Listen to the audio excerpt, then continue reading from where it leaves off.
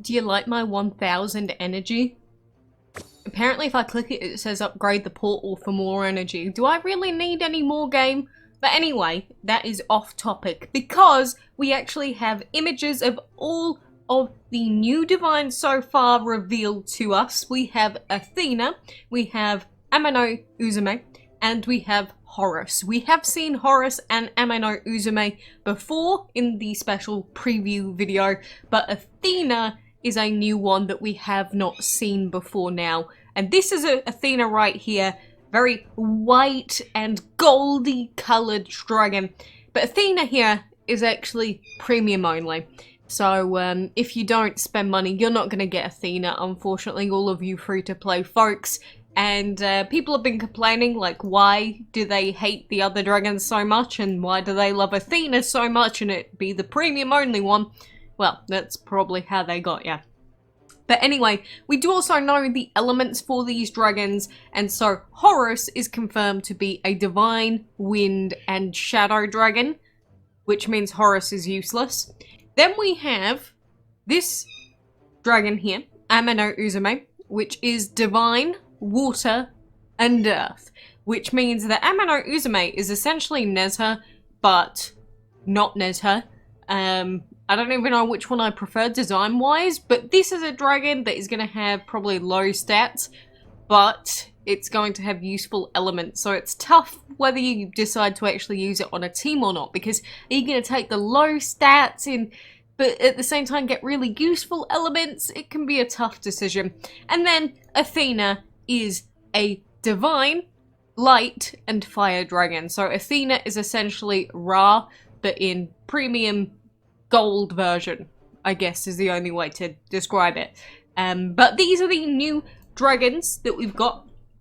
I don't know if it's been confirmed that these are the only new dragons that we're going to get or not. I never say never with these things unless it's been confirmed somewhere else. But these are the new dragons that we have so far that are coming in the new Divine Fest. And by new, they keep saying final Divine event ever, which is still misleading. But that's what they've said. So what do you think? Do you like all of these dragons? I know a lot of people don't really like Ame-no-Uzume and Horus's in-game images. And a few have liked Athena, but I'm not too keen on it, to be honest with you. Maybe DC has infected me permanently. But I also want to see the baby forms of these dragons, especially Horus, because if that's adult form Horus, I'm wondering what the baby form version's going to be. And just in general, the babies can be cute, so maybe they can make or break the dragon overall. But essentially the most useful ones out of this are going to be Ame-no-Uzume and Athena. Athena, you know, just being a very, very AoE heavy dragon, and Ame-no-Uzume, well, I don't think it's going to have changed stats. It could do, but if we assume it's going to be the same stats as Nezha, then the problem is you're just not going to get a very strong bless out of this dragon. But got a little mirror on it. Not sure why, but it do. But anyway, those are the new dragons, so let me know what you think about these beautiful boys and girls in the comments. Aside from that, we don't really have too much else going on, but we do have, of course, we will, I should say, have new events coming after the premium, not premium, after the primal event is over. My goodness, I cannot speak. But we've got a little while until that happens. We do also have Walmart, of course, and with it we get some enchantment tickets. We've got some stepping stones, which you should take. And then apart from that, nothing really of value. I say that. The premium sigil chests, I'll say this again because I say this whenever they come up, but if you're ever going to buy premium sigil chests with gems, this is the time to do it, because as you can see, you get 5 premium sigil chests for the cost of 4, basically. This is as cheap as these premium sigil chests get in gem form. So if you are ever going to buy premium sigil chests in exchange for gems, don't buy them for 100 gems for 1 chest. Buy the times 5 for $3.99. So that's something to be aware of. Well, we don't really have too much else going on apart from we did get this post earlier today from the DML Facebook page, which did showcase this new dragon, Pasilia, which is going to be in the upcoming Dragon's Delight event. And the other thing that they've noted with this as well is the fact that the Dragon's Delight event is actually going to be slightly more difficult than last time. I don't know why they had to make it more difficult because, you know, the way that they changed it, it was fine as far as I could tell. But they do say joining for the summer vibes next week will be the Pasilia dragon, a fishy fiend friend that will be yours to collect in next week's Dragon's Delight. So one slight change to be aware of, next week's Dragon's Delight will have slightly higher milestone requirements than the previous event, with 4,500 points required for the final milestone. Good luck if you're fishing for this dragon next week. I'm not going to be caring about this too much, but I also don't really care for the dragon too much either. But either way, we are going to have a Dragon's Delight event. We are going to have this new dragon coming and I guess more summery themed stuff. But overall, I've just not been too keen on the new dragons that they've been revealing, like, at all. I don't know, it's been a long while since we've had any other cool ones. I mean, Emerald Phantom, yeah, Emerald Phantom's cool, but it seems like all the other ones are just kind of They're kind of Also, how's your treasure hunt going? I've got my shovels back to being saved up in case I decide to do some arena stuff at the end, but only 10 amulets at the moment as a result. I'll probably end up using all of the shovels right at the end of the event, because, again, if you want to have a good chance at getting a big arena streak, you would use all of your energy at the end, and then you'd use all of your shovels at the end, I should say, so that then you can potentially get some of the energy out of the treasure map places, and then you'd hopefully be able to get the energy out of it and then be able to go on bigger streaks than you would have without.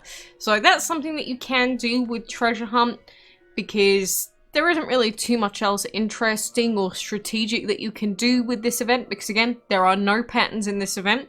So the only real strategy that you can get out of this event is just using the rewards at strategic times.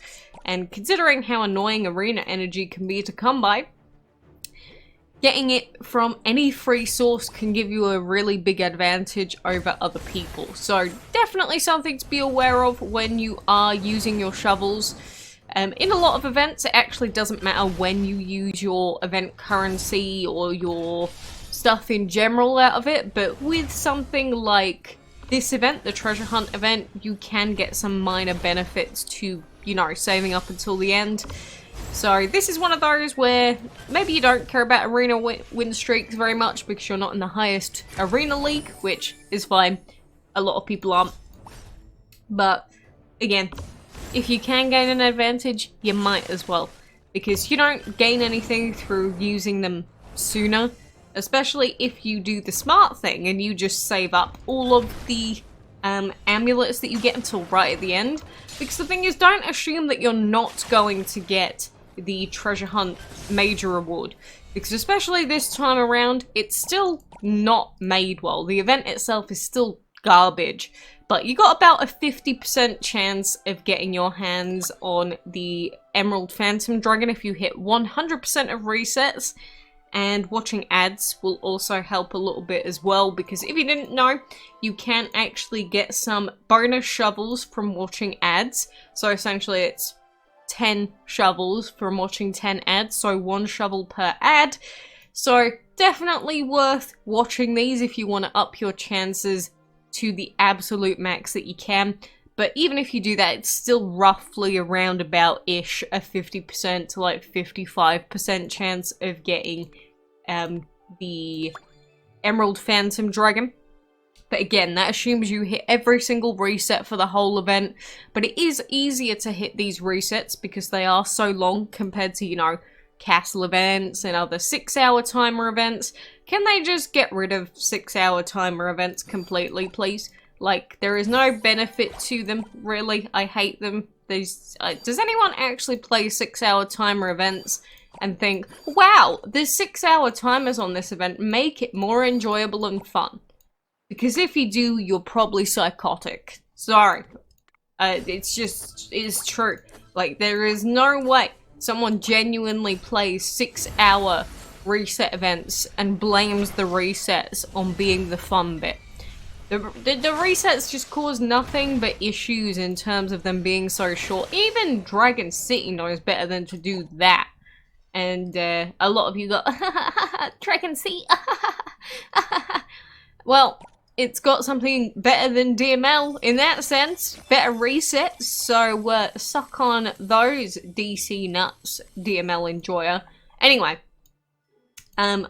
yes, I am gonna skedaddle. I'm hungry. I'm in pain. I don't want to hang around too much longer.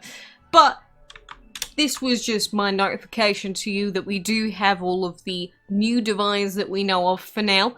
Athena being a brand new one since we saw the others before, and we finally got to see the actual image file for Ame-no-Uzume as well, so I guess that is a thing. But anyway, I appreciate you joining me, and take care.